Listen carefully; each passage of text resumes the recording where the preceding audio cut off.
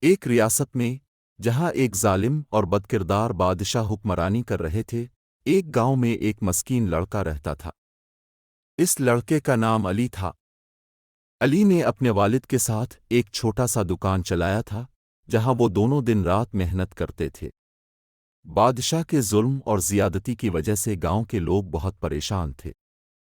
بادشاہ کا نظام یہ تھا کہ وہ خود کو سب سے اعلیٰ مانتے اور اپنی مرضی کے بغیر کسی کو قدم رکھنے نہیں دیتے۔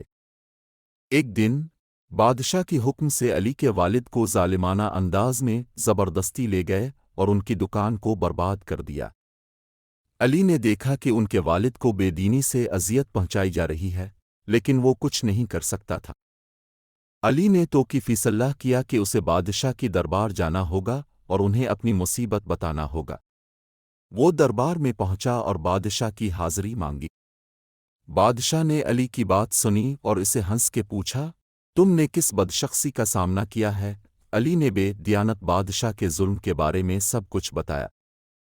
بادشاہ کے چہرے پر غصہ کی روشنی آئی اور اس نے علی کے والد کو عدل کے ساتھ عوامل کے سامنے پیش کیا۔ اس دوران بادشاہ نے عدلیہ کو چاہے کی۔ عدلیہ کی درخواست پر بادشاہ نے علی کے والد کی دکان کی تعمیر کی جھلسی شروع کی۔